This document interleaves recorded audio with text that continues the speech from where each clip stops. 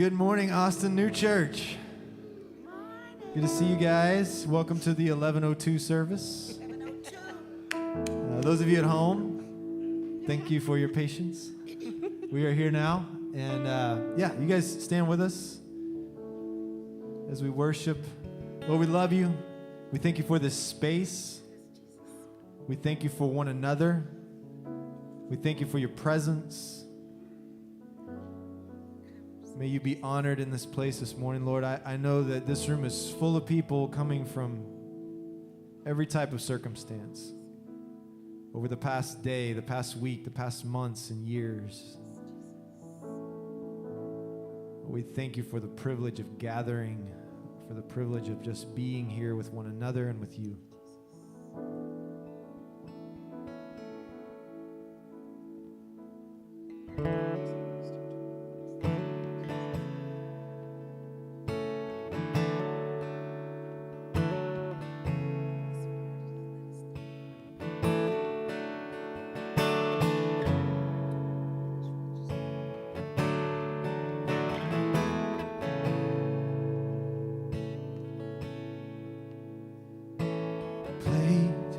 By your promises,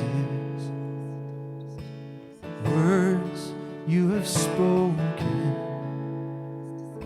desires you have placed in me, faithfully you will complete. Yeah, from the mountain to the valley, from the desert to the raging sea, oh, in the silence of the city street, oh, your presence always covers me.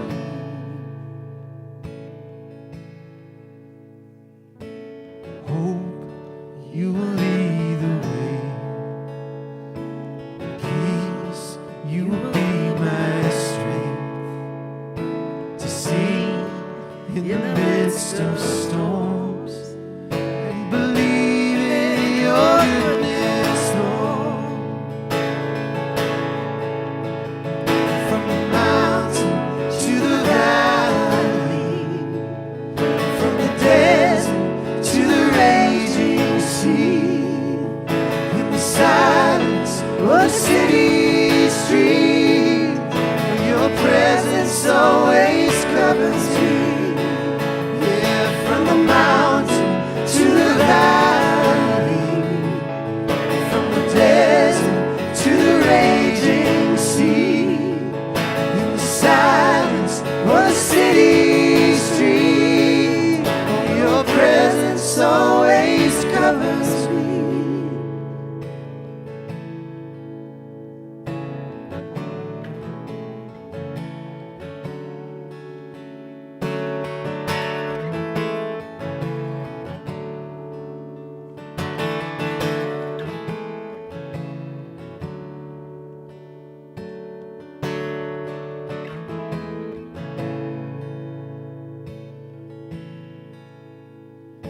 You take me in, lead me out.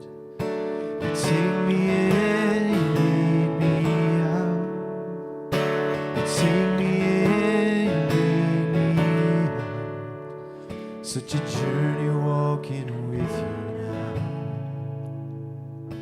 You take me in, you lead me out. You take me in. Take me in and lead me out. Such a journey walking with you now. Take me in and lead me out. Take me in and lead me out. Take me in.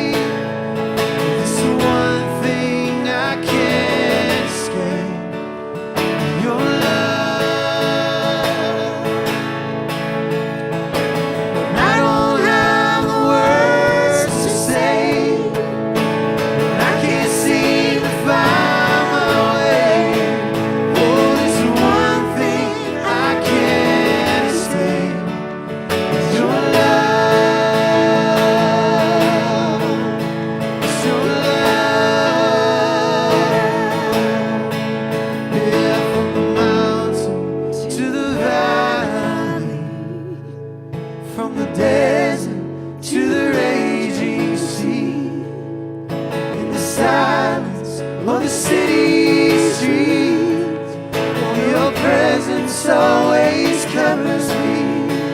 Yeah, from the mountains to the valley, from the desert to the raging sea, oh, in the silence of the city streets, your presence always covers me.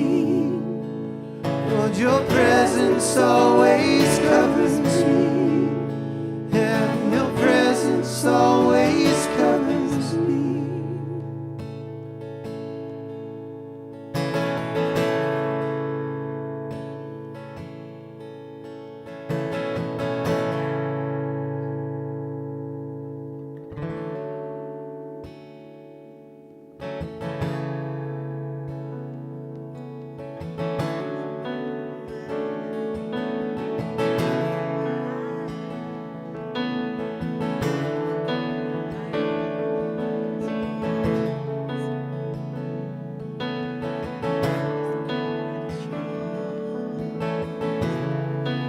My heart is yours completely.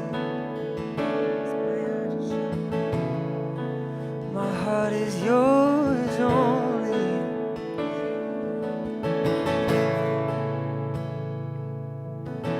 You love with no reservation. You're not looking for perfection. There's no need in me pretending. I'll give you everything. I'll give you everything. You deserve my full attention. Nothing less than my devotion. Oh, speak to me and I will listen. I'll give you everything. I'll give you everything. Oh, oh, you can have my heart. You can have my heart. Oh, oh, you can have my heart. You can have my heart. Be the Lord of my emotions. Set me free from selfish motives. And search me till there's nothing hidden. I'll give you everything. I'll give you everything. Oh, oh, you can have my heart. You can have my heart. Oh, oh, you can have my heart. You can have my heart.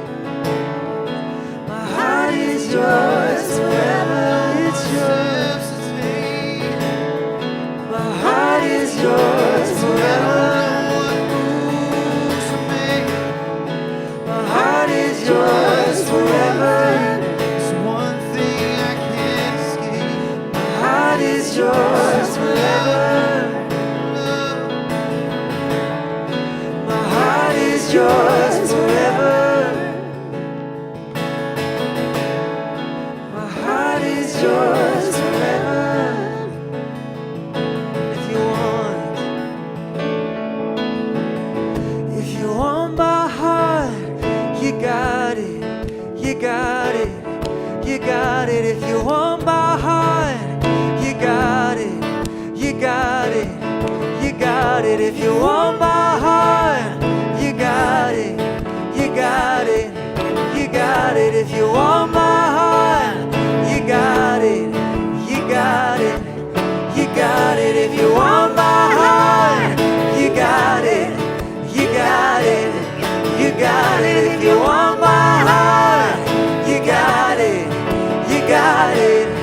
You got it. If you want my heart, you got it. Oh, you got it. You got it. You got it. You got it. If you want my heart, you got it.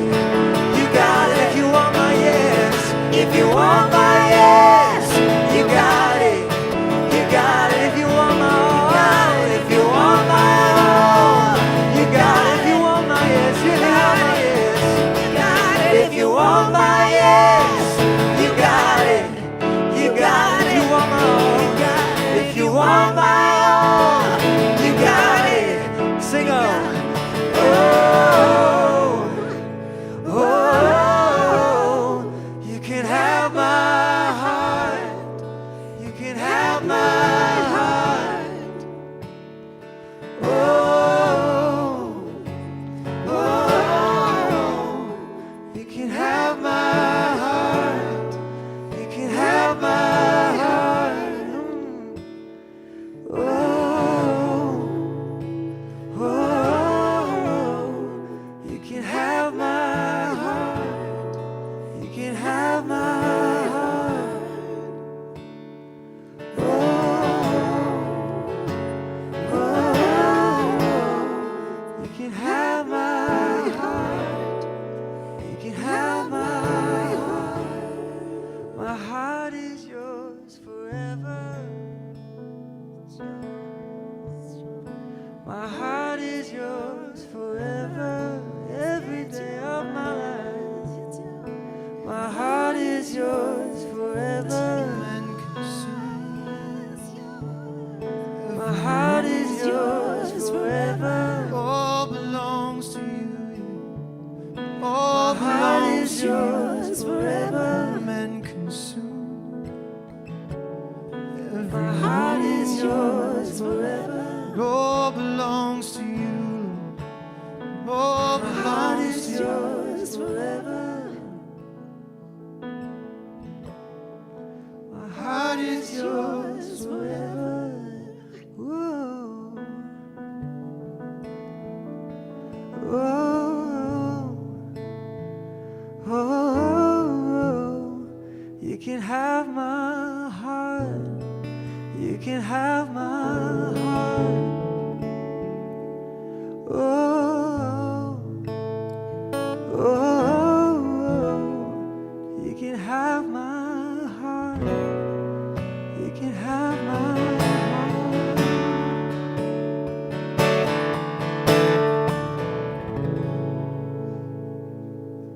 So good. So good. You guys be seated for us for a minute. Hello, good morning. Welcome to Austin New Church. If you're new here, if you're visiting with us today, there's a QR code over here, over there. If you want to let us know you're here, you can be added to our email list, and we will get with you this week and give you all the information that we send out every week. And that's the way we mainly communicate around here, that and this. And then Jason sometimes share some stuff too. So anyway, welcome. Anybody get an email from me this week about dinners for 10? Anybody sign up for those? Raise them high. Raise them high. That's a good number of y'all. Well, listen, if you tried later in the week, they were full, but we've added some new dates, okay? Go to this QR code here. See, we're like the QR code church. All right? So you go to this QR code and you sign up for a dinner for 10. What this is what this is what it was you go and you come to staff or the board houses, and we just gather around the table. It's a sacred space where we just break bread and tell stories and laugh and cry, and mostly laugh. But if you laugh too hard, you will cry. But these are just great times to get together, get to know people. You know, in and out of here, it's just so quick, and you don't really get to know people in this room or in the foyer or anything like that. It's a way of connection. If you're looking for a place to plug in and get connected to this church, this is the number one place to do it because we've done it in years past, and it's just been everybody's favorite going forward. So please plan on doing that. Another way, right after this service, we do another thing called First Sunday Lunches, and we go down to Pine House Pizza, ABGB. Sometimes the students go over here to Phil's Ice House. People with kids go to Phil's Ice House because there's a playground.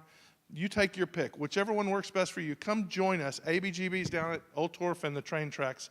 Pine House is up in that strip center up here at the end. And it's basically, we just gather around the table there and talk to each other, get to put a face to a name and all those things. Jason, you're going to be at ABGB this week, and I'm going to go. Baby, you going to join me? We don't know. We don't know. Maybe, maybe not. Okay. Anybody want her to go with me to Pine House? Come on. Okay, so look, we'll go down to Pine House. We'll have some pizza. We'll have a beer. We'll have chatting. Anyway, so that's that. Come join us. Dinner. That's not dinners for 10. That's just First Sunday Lunches. Anybody notice the coffee out front? Okay, so we've had coffee the last 2 weeks, and that's almost a habit. Now, I've always told somebody, listen, if you want to do coffee, you have to do it forever, and you have to do it every week, and you have to be here at 9, before the 9 to make it happen both services. Well, we've had one sucker take us up on it so far. This guy has his own coffee/hobby. His name's Will. He was in the first service. Good dude, been in Peru, learned to roast coffee, and he's passionate about it, okay? And it's really good coffee. So there's a little QR code out there. See, we are the QR code church. There's a little deal. You can grab one of those stickers or whatever, put it on your laptop or Yeti or whatever we do around here. Anyway, that's that. I think that's it. Yes, it is. Stand and greet each other. You know what? Yes, it is, because we're going to talk about that in a later. Stand up, find somebody around you, and tell them hi. Have you tried the coffee out front? It's called Postal. All right, I got to talk my wife into going to lunch with me today.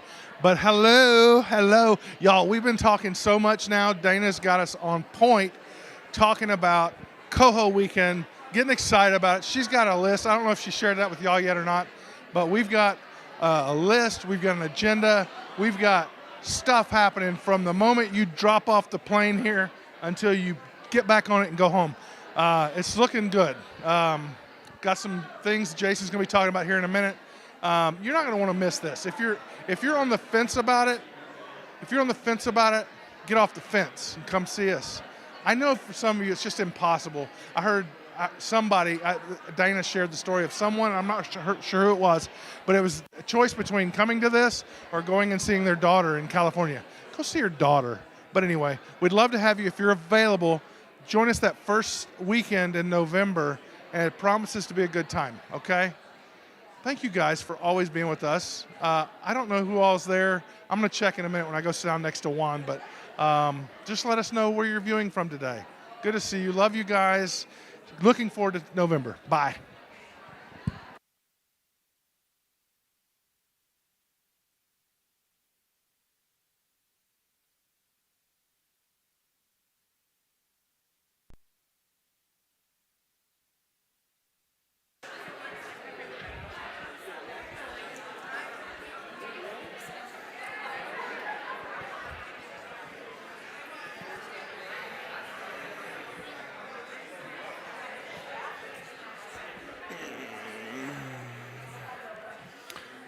Okay. Good morning, one and all. It's good to see your faces today on this cold front Sunday. Anybody feel that this morning? You walk out and you're like, wow, there's a cold front. I'm going to reach for my Canada Goose. You don't even know what that is, do you? Y'all don't have kids like mine. Mine travel the world and are all fashionable and things, and so I have to learn about things like $9,000 jackets called Canada Gooses or whatever. So, well, welcome to ANC today. If I don't know you personally, if we have not met, or if you bump into me in public and I get weird, I have a thing with names and faces. Like, I can remember faces forever, but names are just instantly gone. It's worse than Teflon, y'all. Hi, Scott. Good to see you. It's this new, like this aluminum stuff, this like super expensive stuff, that everybody's cooking with these days. Nothing sticks to it. It happens to me on the regular in Austin, where I bump into someone and they look at me and I'm just expected to know their name, and I just am going to disappoint you. I'm so sorry. Some of you have been coming a long time, and it's like I'll introduce myself for the third time to you. It's just a dumb little show we do here. It's not meant to make you not feel connected. It's just that my hard drive is full, It's full of all sorts of things I want back. We talk about this all the time, like the lyrics of country songs from the 90s. I want all that hard space. I put in a request, and iTunes, how I listened to it back then, is they're not responding. So at any rate, if it would be good to meet you face to face. If not, join me at ABGB, and we can have some good conversation. So welcome this morning. I want to take a couple of minutes to plug something special that's coming at us, and it would have been an announcement, except I wanted to build it into here. So Dana Williams, you might know her. She's one of our board members. You will have seen her in this space. She actually makes it to church living in Sugarland, south of Houston. She actually makes it to church more frequently than some of you guys do, and she drives all the way in from Houston. But Dana serves on our board, specifically tasked with helping us integrate our online and our in-person, so our in-town and our out-of-town sort of constituencies or parts of our body. So here's what happened during COVID. We went live stream only. And when we did that, we grew a bunch of people in a bunch of different places. And we knew that when we could open the building again, what would end up happening is we would forget those people who are connected from all these other places, and then we would just go back to doing this. And so one of the smarter things we did during COVID as a board is that we invited Dana to step in and help us not lose track of the people who are coming from these little cameras and then pipe this in every week. It may be a surprise to some of you. It's not a surprise to me, but it may be a surprise to you that there are actually cities that don't have churches like this. In fact, if you were to say, what church in America, if I could move to any city, I could probably recommend Raleigh, North Carolina, probably Portland, Oregon, maybe a church outside of Dallas. That's about as many churches as I know that are like us. And so some people have found this to be a life-saving thing, and it's setting them free. And so they pipe it in, they watch it regularly, and they're part of who we are. So we're planning a thing, the best idea that Dana has been able to come up with to sort of integrate those two things. We're calling it Coming Home Weekend, and it's the first weekend in November.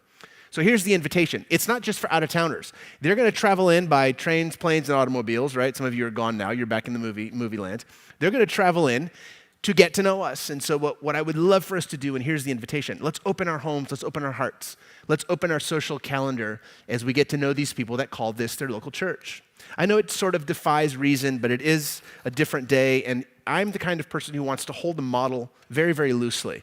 And if there are people in the UK or people in New Zealand or people in Peoria or Connecticut or Washington State that want to be part of what we do, I say bring it on. And so they're going to come and meet us. It may not be a ton of people, but there will be significant people. Let's be part of that. So imagine some random get-togethers at public establishments. Imagine a pipes and porter for those who love whiskey and tobacco and all of those derivatives. Imagine an ANC kids event designed for the kids that are coming with their parents. Imagine an 04 Center show, obviously open to the public, but also special so that we could all be part of that. Imagine that all wrapped into a weekend. Now, if you're an introvert like me, you're already panicked. You already feel tired. There will be a Monday after the Sunday, and we'll all be able to hive down and go down into our little meerkat burrows, and we'll be able to nurse our extreme extroverted weekend. But it's going to be a great opportunity. I'm super looking forward to it. Dana has worked really, really hard on it, and you're going to start to see some sketches of what a calendar might look like. If you have a home with extra space, let's share it. If you've got the capacity to welcome somebody into your home, let's do that. So Dana and Amy Lambert and Tara Brimberry have been working on this for a long time, and I'm looking forward to it. So there's that. There's my little announcement. So we're taking our time still with the question of why Jesus? It feels like a nice change of scenery or a change of pace, you might say, after about 8 weeks over the summer in the Old Testament. And if you don't know what I'm talking about, just go back on Spotify and you can catch yourself back up, or on YouTube or Facebook or whatever else. But it feels like a nice change of gear. We're tracking along now with the lectionary, which happens to drop us right about in the middle of the book of Luke, and we're going to get to that in a second. But I want to be honest with you about something. I generally don't have an agenda or a stated outcome when I speak to you on a Sunday morning. Like, I'm not trying to move you any particular place. I'm not trying to convince you of any particular thing, except now. I'm going to be clean with you. I'm going to be clear. I hope that over the next several weeks and where we've been the last 2 weeks, my goal is that you fall back in love with Jesus. Maybe for you it's the first time, and that would be really exciting. I can't remember that long ago. Most of us can't. Maybe for you it's the second time. Maybe the first round ended up in trauma and it didn't work well. Maybe it's your last time. Maybe this is your vow. If this doesn't work out, I'm never doing this again. But the bottom line is I want to be clear. I want to sort of guide a conversation in which we might rediscover a love of Jesus in the end. So let's turn our attention back to the book of Luke, chapter 14. If you were carrying a Bible, if you opened it to the section that begins in verse 25, it would read the cost of discipleship, and it reads this way. Again, this is Luke writing about the life of Jesus. He writes, "Now large crowds were traveling with him, and he turned and he said to them," this is Jesus speaking to the crowd, "Whoever comes to me and does not hate father and mother, wife and children, brothers and sisters, yes, even life itself, cannot be my disciple." And I imagine that was about how thick the silence was after he said that sentence. He goes on, "Whoever does not carry the cross," which would have been a panic-evoking symbol in the minds and in the imagination of a Jew of the time, "whoever does not carry the cross and follow me cannot be my disciple. For which of you intending to build a tower," verse 28, "does not first sit down and estimate the cost to see whether he has enough to complete it? Otherwise, when he has laid a foundation and is not able to finish, all who see it will begin to ridicule him, saying, 'This fellow began to build something and was unable to finish it.'" Verse 30, "Or what king, going out to wage war," now he changes his metaphors, "against another king, will not sit down first and consider whether he is able with 10,000 to oppose the one who comes against him with 20,000? If he cannot, then while the other is still far away, he sends a delegation and asks for terms of peace." Verse 33, "So therefore, none of you can become my disciple if you do not give up all your possessions." Now, who has the microphone? Who's going to be filled this morning? You got it, Trey? Got your sneakers on? Without thinking too much about it, I want to hear from you. What does this passage evoke in you? I would call it a pericope, but I'm told by non-literature majors that they don't know what that word means. You can just call it a passage. It's a pericope, whatever. English majors in the room unite. How does this strike you? How does this land on you? Some of you are literally Googling the word pericope. It's spelled exactly the way it sounds. It means a group of sacred text. What's your first reaction to this story of Jesus? Anyone? Yeah, right here. You guys are so disciplined, you wait. So good, yeah. I'm a little stuck on the first part where it talks about hating father, mother, brother, sister, etc. Because it seems like, don't do that. Yeah, it's hard to imagine what you would put after a sentence like that you wanted anyone to listen to, because you pack that as your first punch and you've just lost your crowd. Yeah, hate is the part of the struggle there. What else? What's the first thing that strikes you? There's no right or wrong answer. Just what strikes you here? Over here, up front. Trey, behind you. Whoa. All right. Yes. I kind of think of just how radical he was Yeah. during this time, and what a radical thing to say. Yeah. And it makes me think of how he kind of humanizes the parts of us that we don't like to shed light on, but that are still a part of us. Interesting. Yeah, so you're moving ahead there. It's interesting. It would have been somewhat expected of a rabbi of Jesus' time to show up and say something super shocking and then back into a teaching. So like, hey guys, the whole world is going to end in about 10 minutes. So let's talk about how we're, So part of what's lost on us is that radical sort of, let's get some thinking going. Let's get an audience. And so maybe part of what feels so shocking about this is the fact that that's not really how we do things anymore. But yeah, he's going to take us somewhere deep. Someone else, what else? What's your first reaction to this back here? That was a half-raised hand. That was kind of like, I think I want the microphone. In verse 27, whenever it talks about carrying the cross and follow me, those who don't do that can't be my disciple. I feel like for me, that verse in particular, there has been a lot of shame around that, and people just take it out of context and use it. Well, if you're not devoting your entire life and everything you do, and I feel like there's just a lot of shame around that specific it's verse. So interesting that you point that out, because that was a big thing in the back of my mind all week, and I kind of wrote that out because I sometimes wonder if I'm uniquely just sort of tormented by all of those youth events and all of those missions trips and all of that stuff, but I have a feeling we limp similarly, if you know what I mean. What would that have meant? Don't leave the microphone. Stay with Sarah for a second. What do you think of in terms of shame? What was the zero sort of sum arrangement here as it was taught to you in youth group? Can you get words around it? And Jake's shaking his head next to you, so you're implicated too, bro.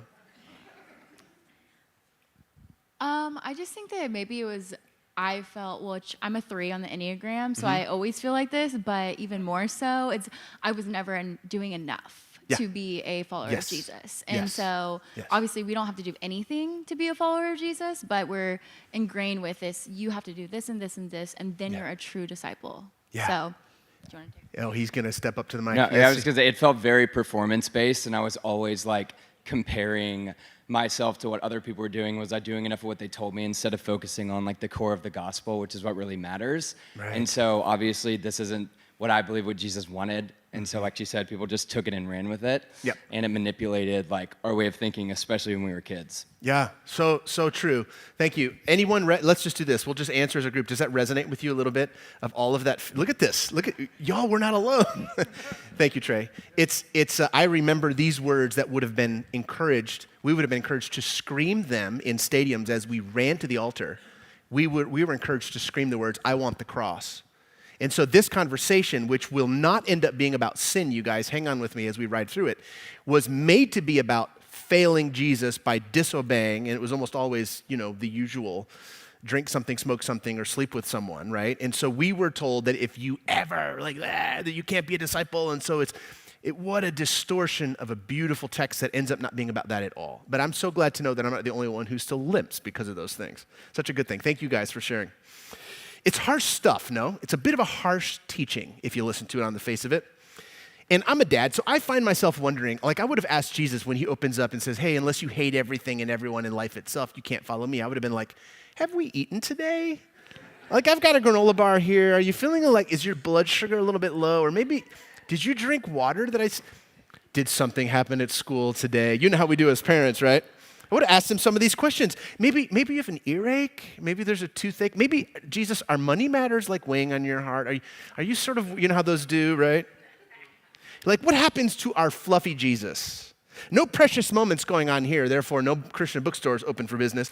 Where's the guy who says, let the little children come unto me? Where's the sweet Jesus dressed in chacos and a terry cloth bathrobe with a cotton ball beard?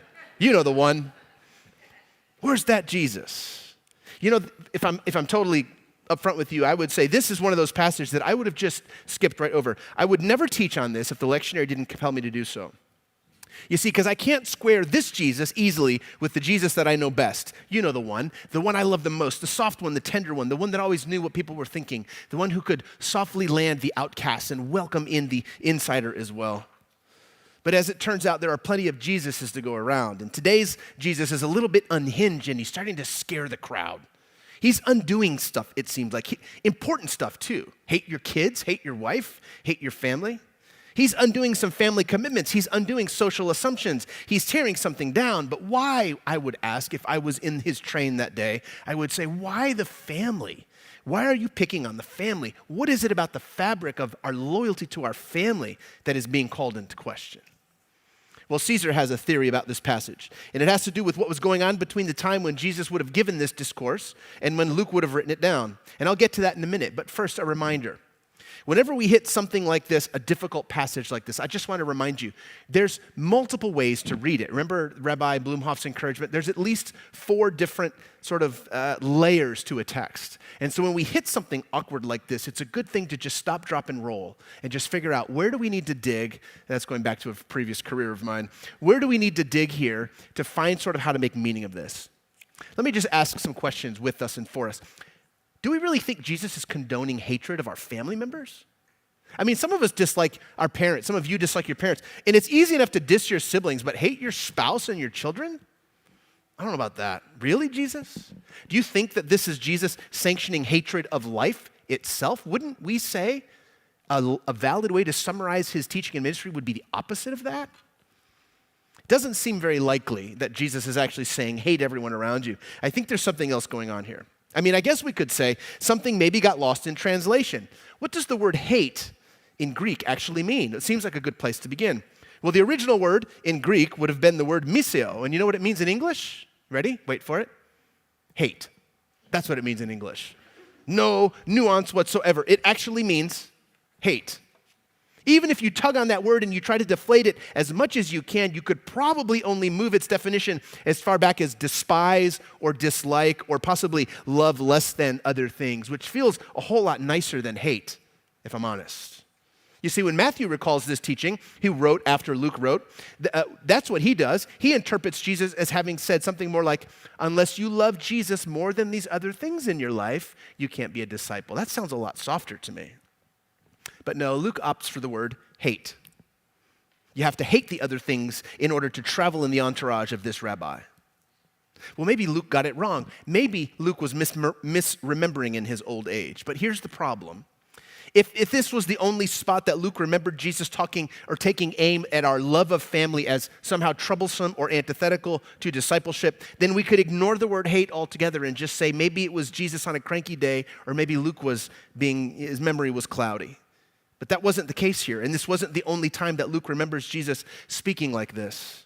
This little challenge in chapter 14 falls right in the middle of a whole series of hard sayings that, when you add them all together, can only be understood as Jesus intentionally toying with traditional family values. And what a moment to do this. Luke makes it clear right as he sets up the story that the crowds were swelling, Jesus was beginning to trend. Now was not when to go to the hard places, right? That is to say, right at the wrong time, Jesus begins to thin the crowd by reading the small print. And I just want to remind Jesus hit small print for a reason. You're not supposed to read that in public. That's the whole point. And what is that small print that Jesus seems to be leading with? Well, it's simply this. There's going to be a cost related to following me if you can do it. And so what is that cost to be numbered among the disciples of Jesus? Oh, just everything. Love of family, love of life itself, love of all your worldly possessions.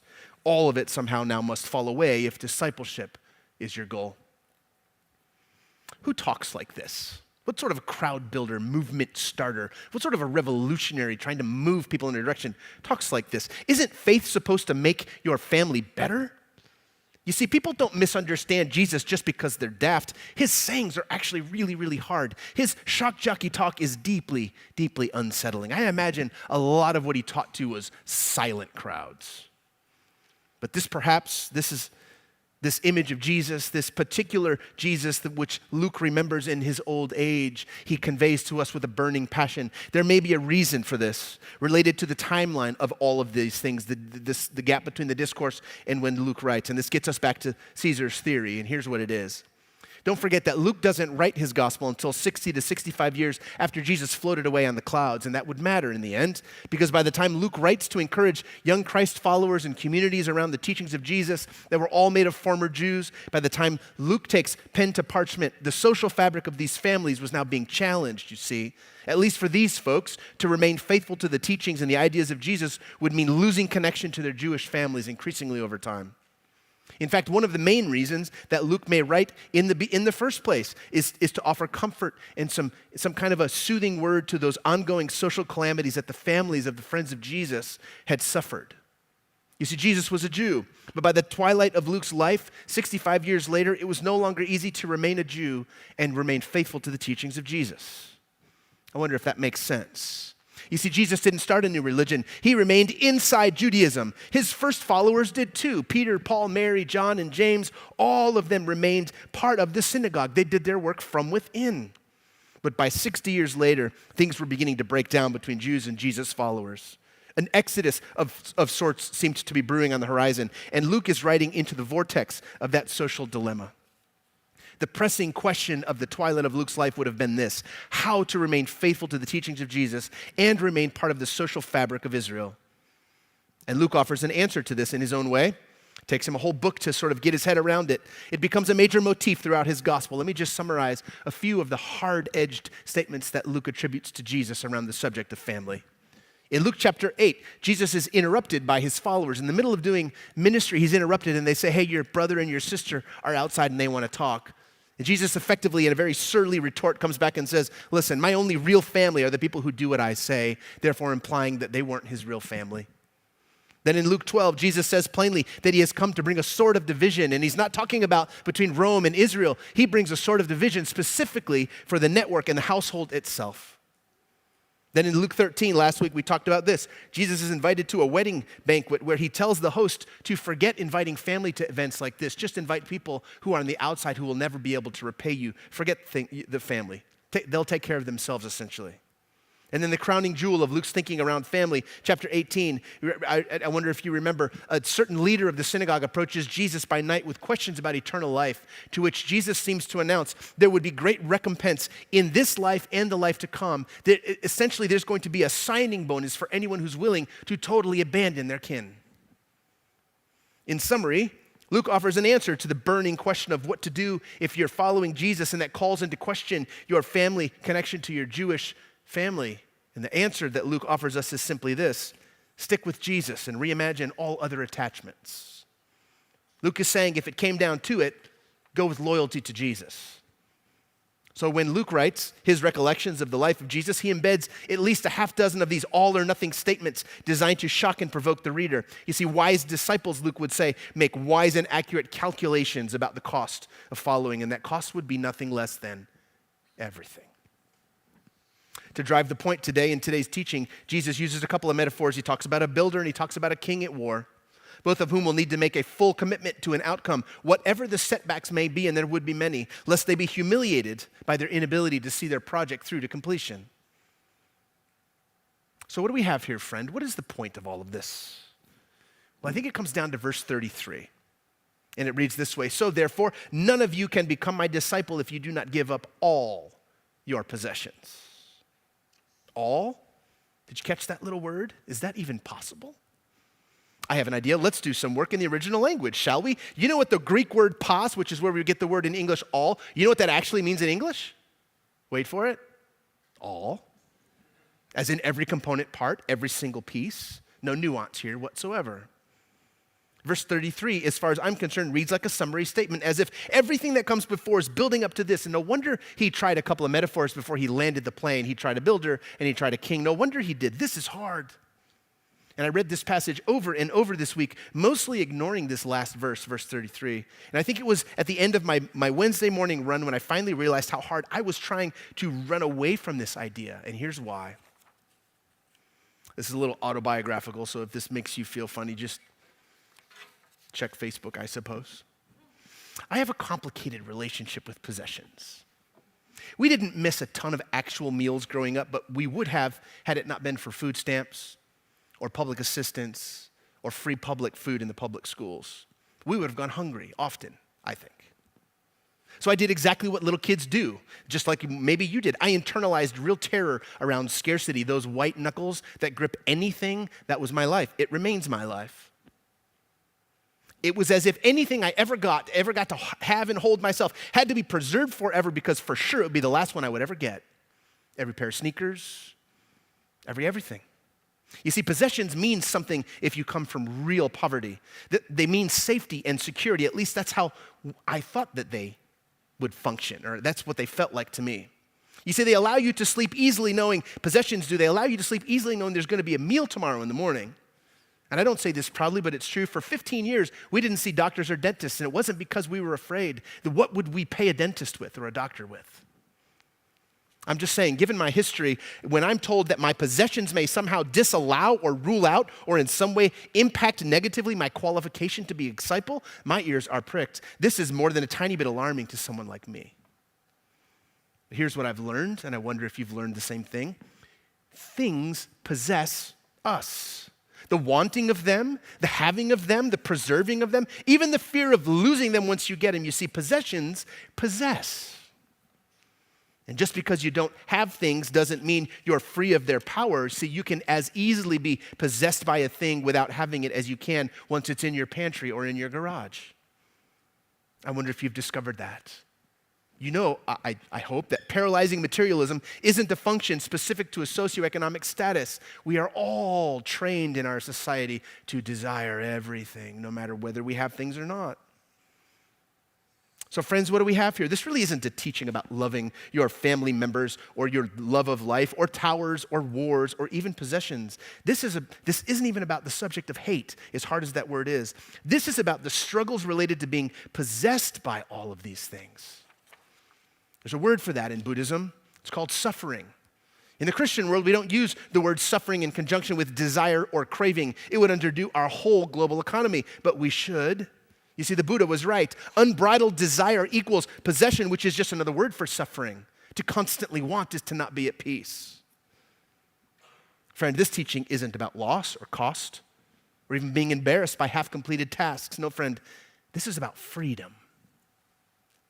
Jesus just comes right out and says it in plain English, and if I were to summarize this teaching, I would do it this way. You're going to have a hard time following me if anything else possesses you. You see, you have to be free to accept the kind of freedom that Jesus offers. This is not a condemnation of material things or their accumulation. Some have read it that way, to be sure. Many faithful Christians have taken a lifelong vow of poverty in response to this teaching of Jesus, and I completely respect that. That's one very valid way to interpret what Jesus is teaching about. But it still leaves me wondering, is that the only way to read this hard teaching? To which I would say, probably not. If I'm honest, friends, I think I have worse news for us than a lifelong vow of poverty. I think what Jesus is suggesting is far more difficult even still. I think the point is, people who are possessed or consumed by earthly things will struggle to take full advantage of the freedom that Jesus offers. Why? Well, because his way of life will require all the room we can manage, all the room we can spare for it to grow and thrive and mature. Which at first honestly feels overwhelming to a scared little boy who's still surviving a childhood pockmarked by scarcity. It feels overwhelming, that is, until I sit with this idea. And I realize how potentially freeing this might be. At first, to be told to let everything go feels scary. It feels frightening until I realize that the only thing better than having that next highly desired thing or person or experience is living detached from such things altogether. Friends, detachment is the last and the most promising frontier of freedom itself, and it's also the one we know the least about in America. Oh, friend, we were not meant to be possessed by the things that we possess. We were born for freedom itself. We were born to live detached. Discipleship will force us to face this invitation eventually, and I think that's what Jesus is hinting at. So why Jesus? Why is this hard saying good news? Well, if I'm honest with you this morning, I would just tell you I have a very broken relationship with possessions. And I number among my possessions not only the things that I accumulate, but the relationships that I have. And here's the thing, I hang on to them as if my very life depended on it. But it doesn't, does it? It doesn't. My life depends on my commitment to something much deeper, as it turns out. My actual life depends on my commitment